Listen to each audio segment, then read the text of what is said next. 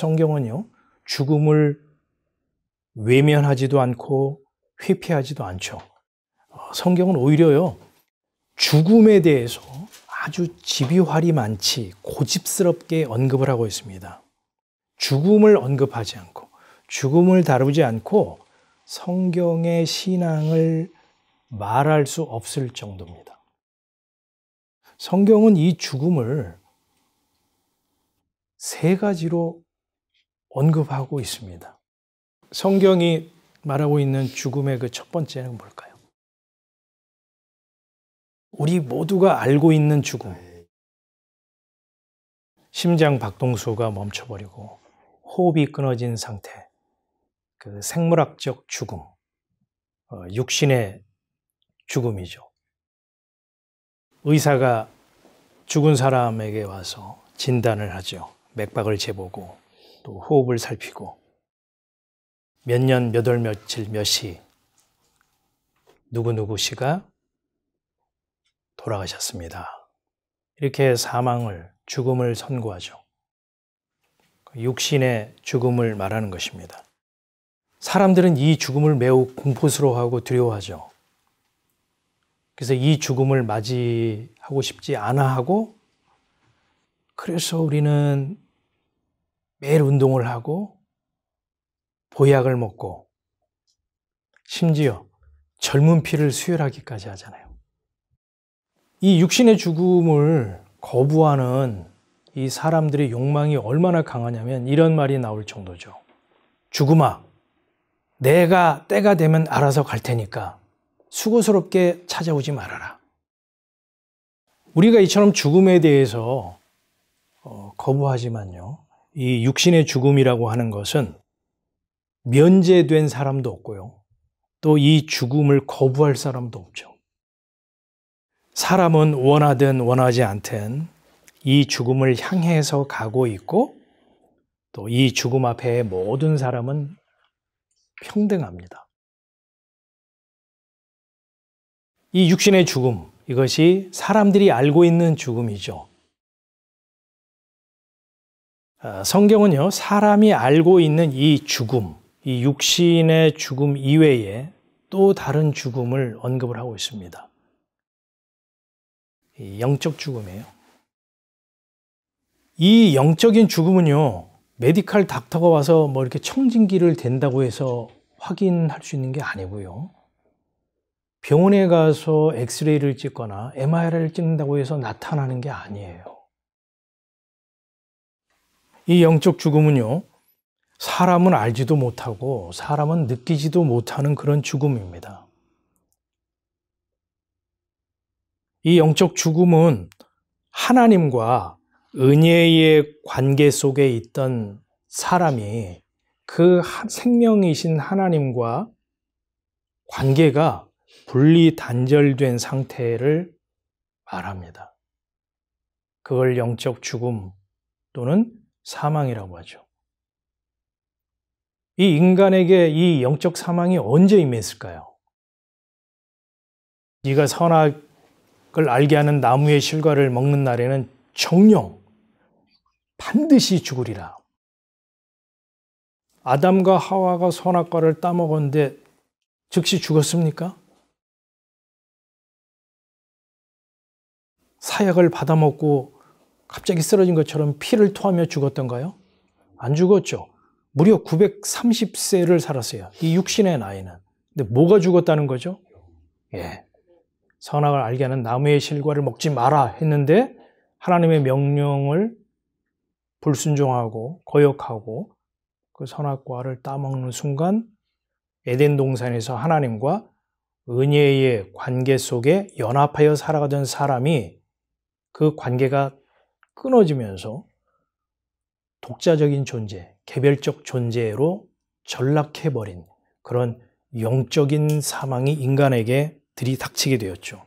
그걸 성경은 사망이라고 하는 것입니다. 이 영적 죽음에 대해서, 사망에 대해서 성경이 대표적으로 쓰고 있는 구절이 하나 있어요. 그 구절을 우리가 확인해 보고 가죠.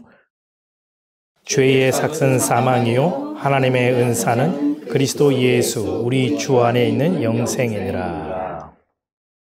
육신의 죽음과 구별하기 위해서요. 성경은 이 영적 죽음을 다른 단어를 사용하고 있죠.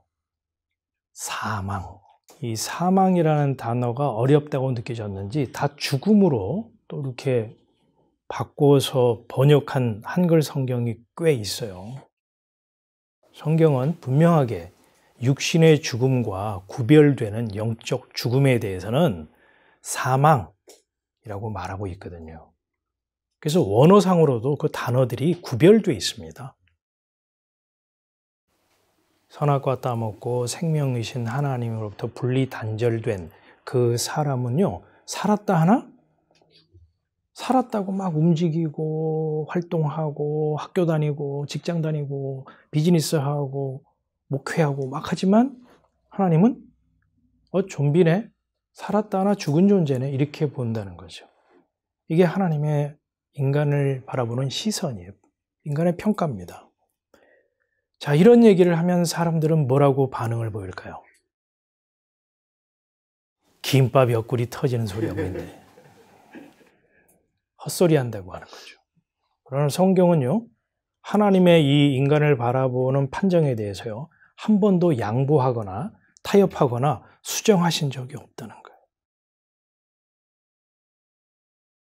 자, 영적 죽음, 사망 이외에 성경은 또 다른 죽음을 언급을 하고 있습니다.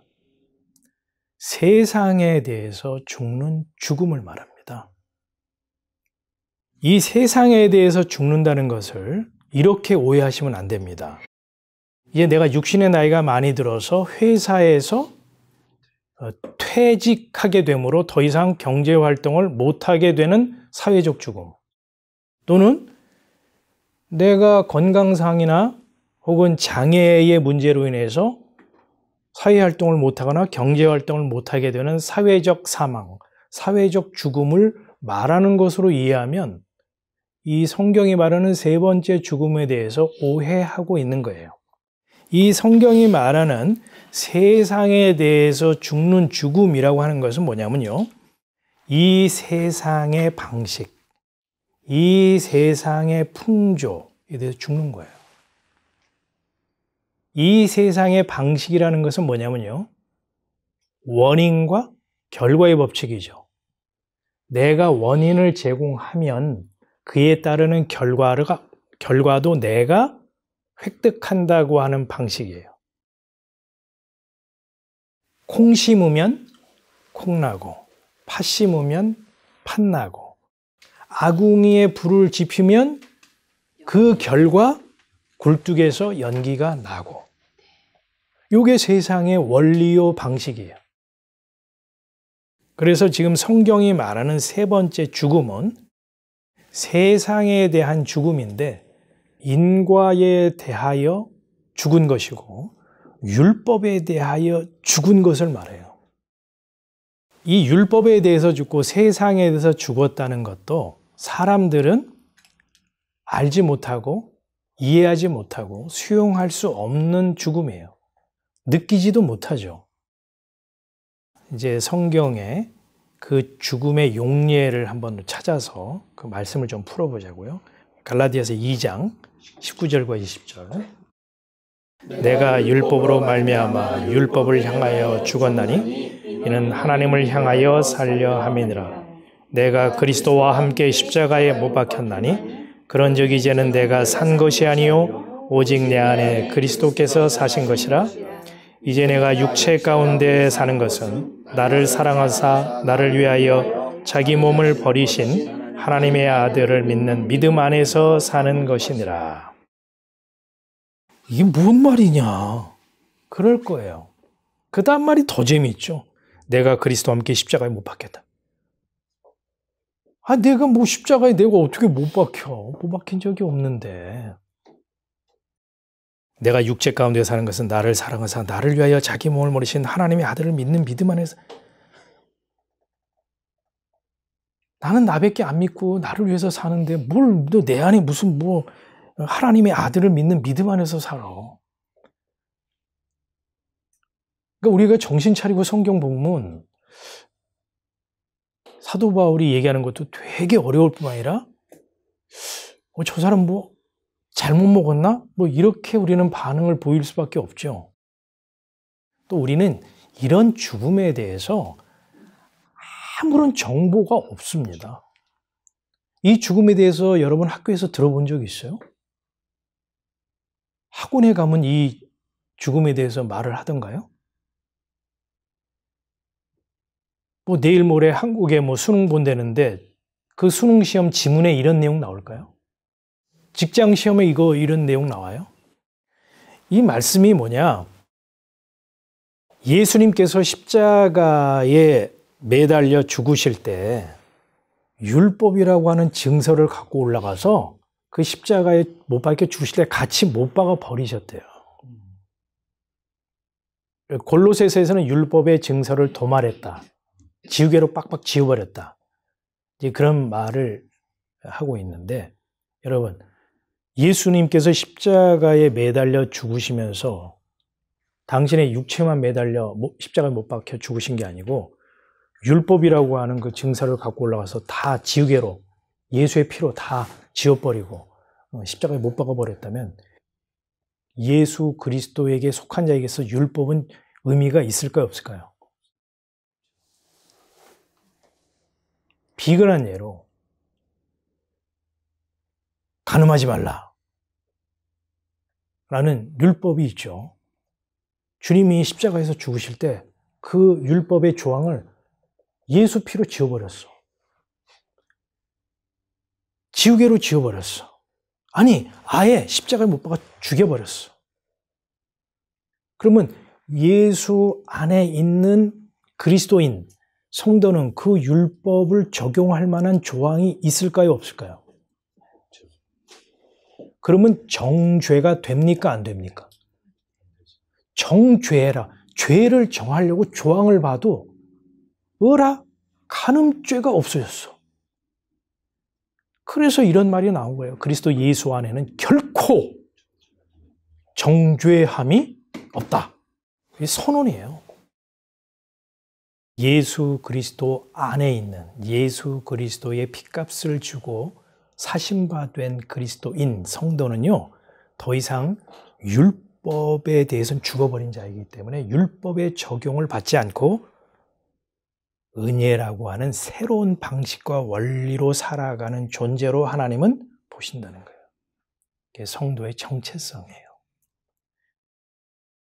제가 이 세 가지 죽음에 대해서 설명을 했지만 이거 뭐 하루 종일 성경을 연구하는 신학자, 목회자나 알아들을까? 일반 교인들은 도무지 뭔 말인지 모르겠다, 이런 반응을 보이기 십상이죠. 그래서 성경이 말하는 이 죽음, 이 세 가지 죽음에 대해서 사람은 그저 어리둥절할 뿐이고요. 이 세 가지 죽음에 대해서 어느 것 하나 사람이 해결할 능력도 없어요. 설령 육신의 죽음 말고 영적 사망이니 이 세상 율법에 대해서 죽음이니 하는 것에 대해서 안다 하더라도요, 우리는 그거를 해결하고 극복할 능력이 아예 없습니다. 그럼 여러분이 그런 얘기를 하겠죠. 그럼 목사님, 이 말씀을 아무도 이해 못하고 설령 이해한다 해도 그 죽음의 문제를 스스로 극복할 수 없다면 우리 인간은 결국 죽음으로 끝나는 건가요?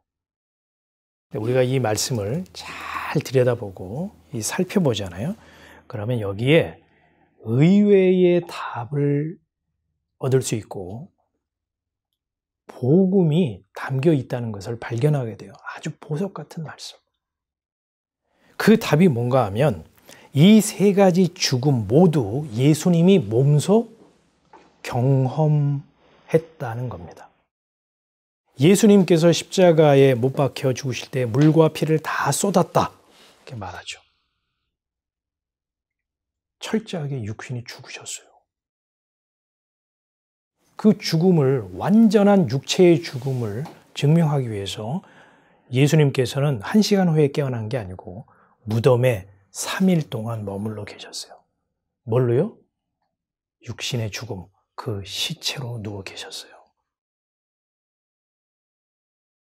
뿐만 아니고 예수님께서는 하나님 아버지와도 분리 단절되는 그 영적 죽음, 사망도 체험을 하셨죠.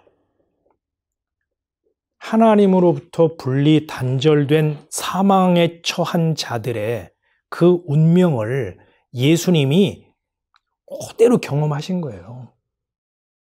예수님이 땀방울이 핏방울이 되도록 고민하며 기도했던 내용이 뭔지 아세요?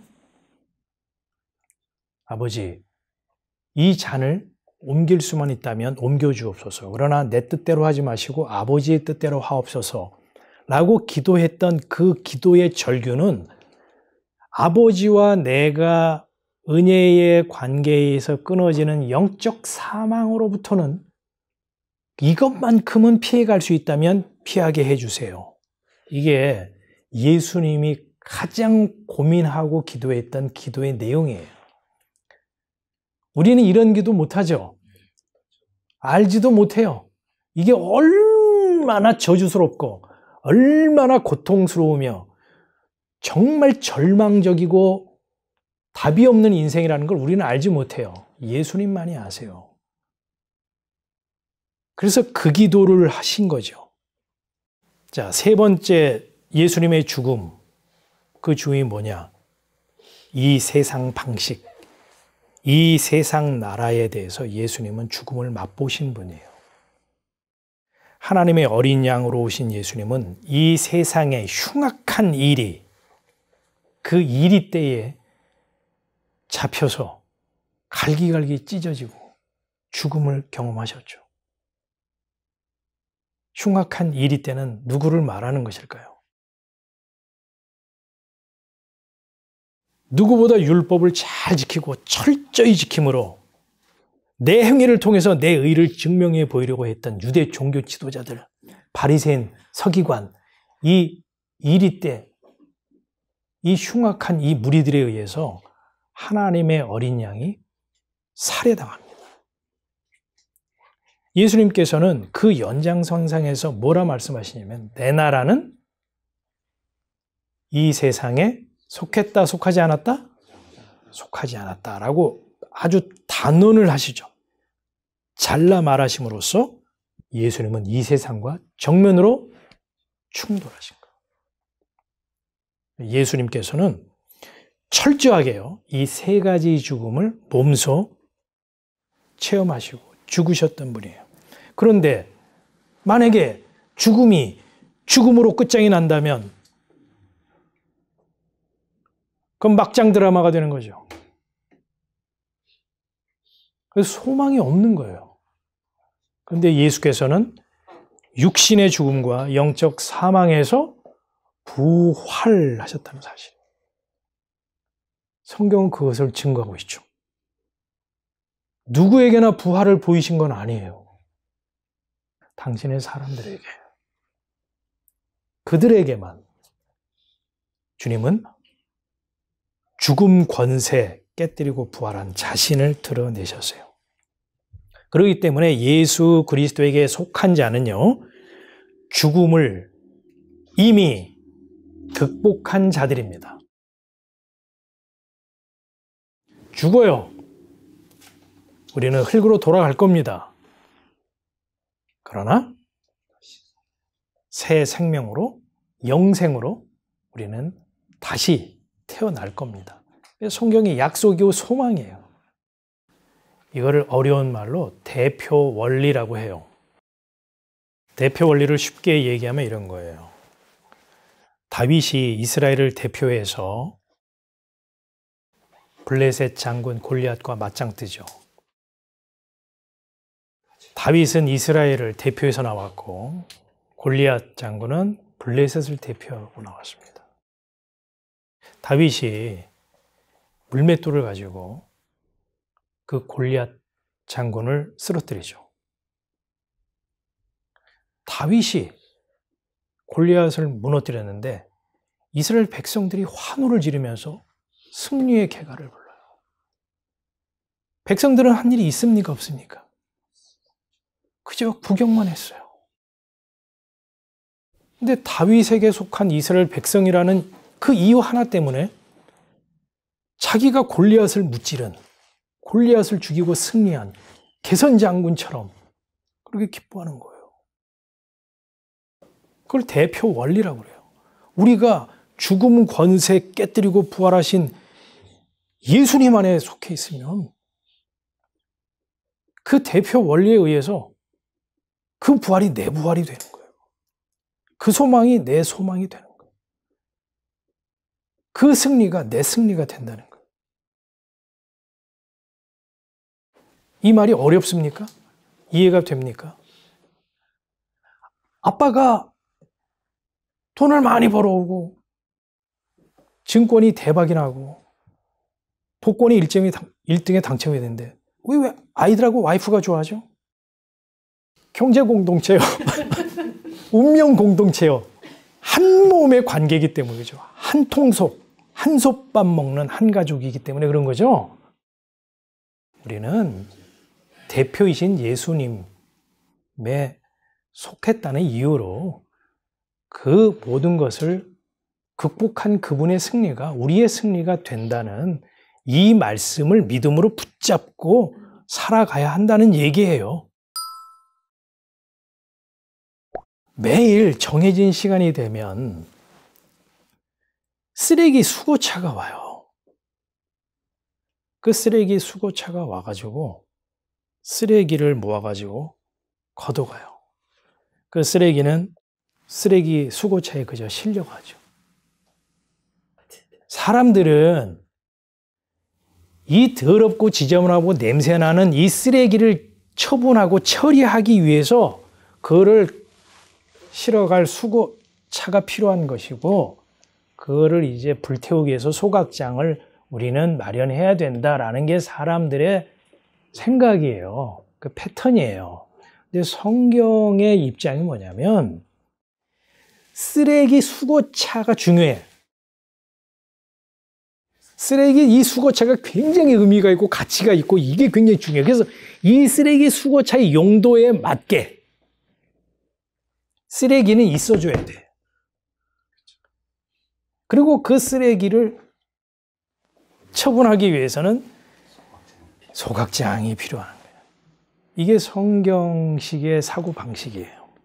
다시 말해서 예수 그리스도라고 하는 쓰레기 수거차를 위해서 쓰레기라고 하는 죄인은 존재해야 되고 지옥불은 있어야 하는 거죠.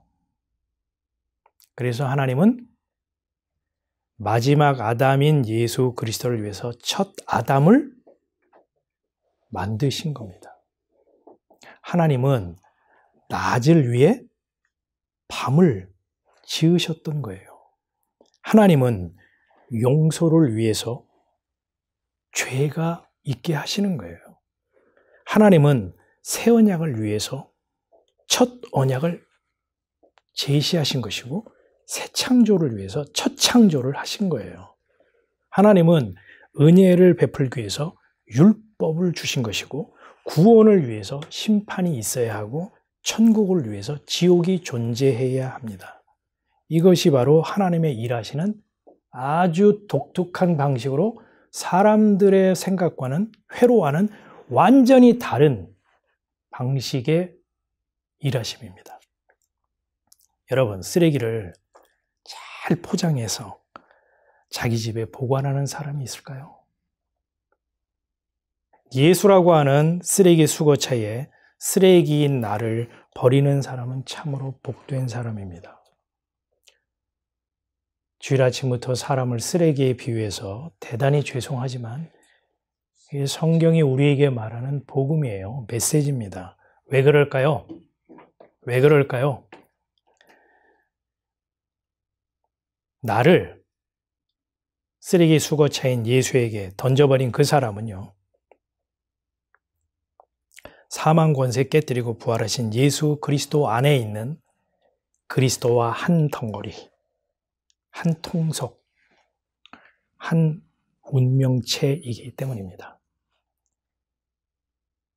오늘 죽음에 관한 설교를 했는데 이 말씀이 정말 우리의 영의 귀가 열려서 들려지고 이 말씀이 우리의 심령 밭에 뿌려져서 열매를 맺는다면 우리의 모든 신앙과 우리의 삶의 태도는 달라질 것이고 우리에게는 세상은 줄 수 없는 자유와 기쁨이 우리 안에서 샘솟듯 하리라고 믿습니다. 이 은혜가 저와 우리 모두에게 임하기를 기원합니다.